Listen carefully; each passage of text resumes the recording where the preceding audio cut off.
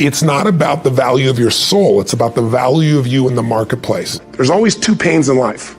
There's the pain of discipline, or there's the pain of regret. It's not what happens that determines the quality or the quantity of your life. It's not what happens. And the reason is because what happens to about everybody. No different. The sun went down on all of us last night. A common event, a happening. And I found out that the same things can happen to two different people. One gets rich and one stays poor. Why is that? It's because it's not what happens, but rather it's what you do that changes everything. What's an area of your life right now that you really want to improve? What's an area that's important to improve? Your body's great. How about your career? Career's great. How about your relationships? Intimate one especially, or your kids, or your relationship with your creator, your spiritual side of your life. Or is it your finances? Figure an area that really matters. Decide on that area.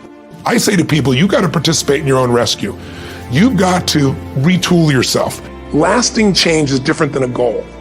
You don't always get your goals, but you always get your standards. Everybody in life gets their musts. They don't get their shoulds.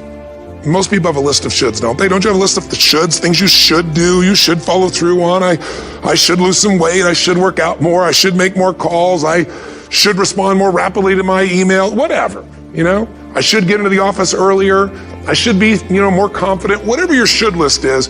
People love to have their should list be met, but it's kind of like New Year's resolutions.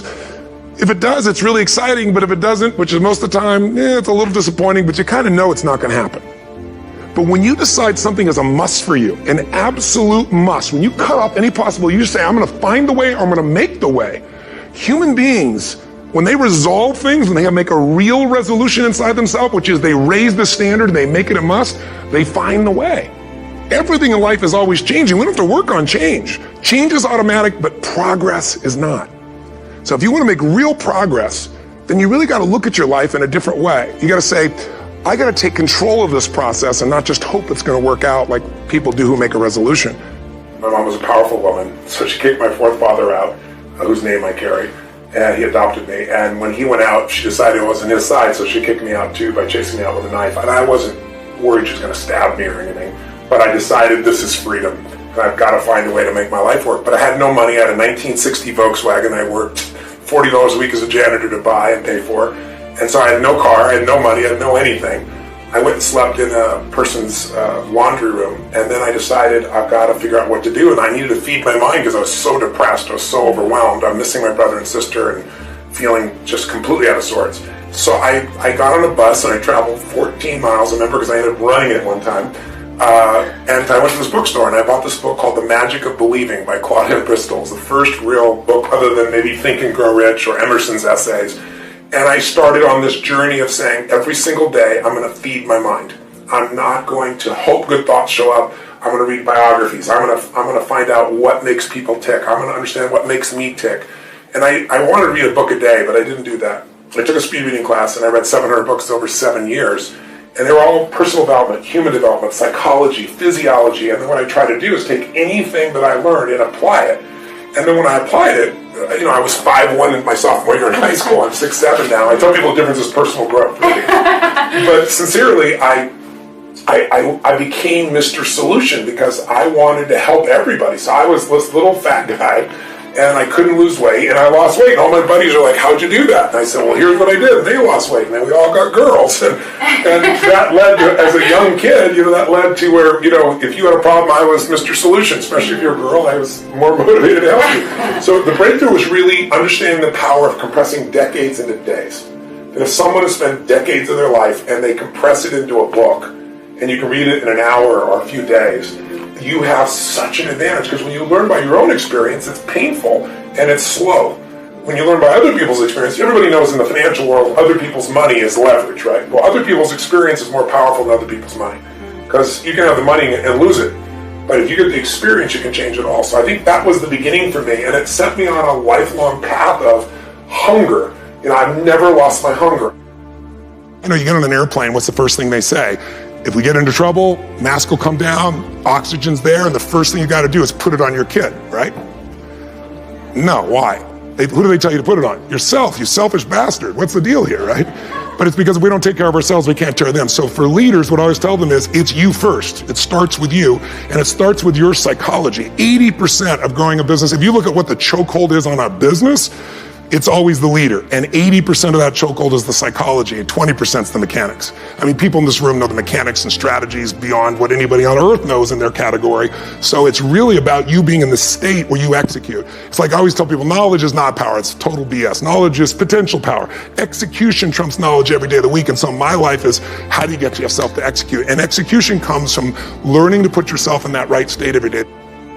What do these people need to get started? Why aren't they starting? We all know the answer is fear. But the difference with you guys or me or anybody who's followed through is we're more afraid of what life would be like if we don't follow through than the person who's willing to settle for what they got and kind of hope it'll change and maybe purchase something for the moment and then not follow through on it. It's almost like people, overachievers, have a little more fear. They're a little more afraid of missing out. They're afraid of not being there, or they got a strong enough reason to follow through. So I'd say if you're looking at home, you want to give somebody some value, go, where do I start? I'm sick of this. That's a damn good place. Once you break through, then it just becomes a game. The people that are getting your products have not yet broken through in most cases. The breakthrough happens by conditioning your mind every day, by feeding it a role model or story. It's putting yourself in a peak state where you follow through by getting physically strong. It's creating a little ritual of doing a little bit each day, and then you get momentum. But the most important thing of all is what we started out with. Why? Why is it a must for you? It doesn't have to be you're against the wall, but it has to be something you're hungry for, because the only difference in people is hunger. And if you're not hungry, get around people that are hungry and something will hit you. So people can change their standard by getting around where it's better. People can change their standard by getting associated with what's true, like the bills they got to solve, the problems they got to do it.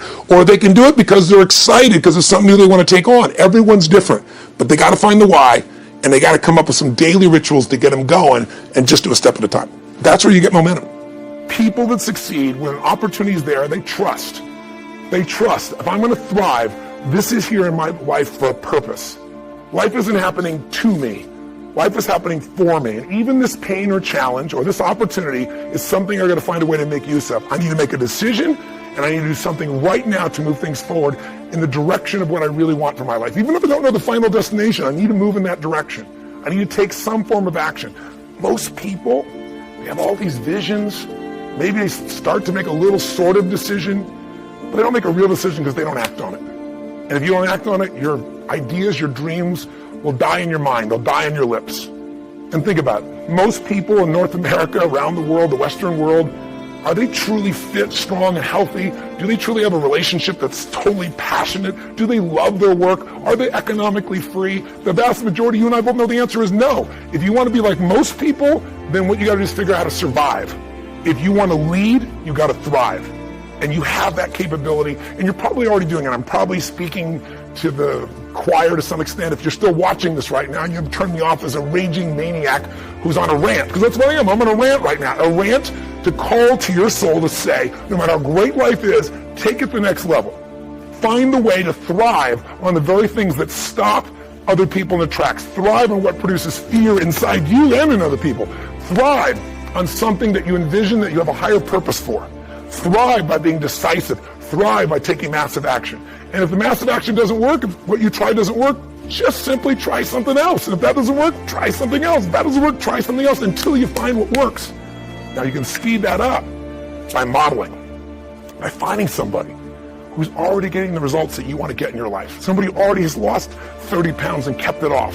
They aren't lucky, it's been 5 years. Somebody who started with nothing and now they're financially free and their family has an extraordinary quality of life. Why not figure out what they do? Somebody who truly is happy, not because everything's going their way, because they find a deeper meaning and a richness in everything around themselves, whether it be their children or nature or even problems. Because obviously, if we had no problems, we feel dead inside. Problems can either destroy you or call you to become more. If you look at the biggest challenges in your life, if you brought certainty to it, if you brought a vision beyond the problem, if you made some decision of what you're going to change, even if you didn't know how, and if you took immediate action with enough intensity, massive action, you probably found the cure-all. You probably found a way to adapt and get where you want to be. That's what thriving is really all about.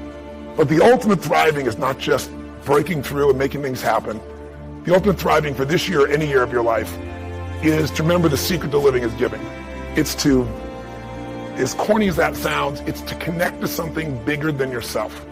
And it can be done so easily. It can be done right there at home. Instead of running past your kids, looking at your phone, it's stopping, connecting. It's kissing your spouse in a way where those sparks happen, like when you first met, instead of how you doing and moving on.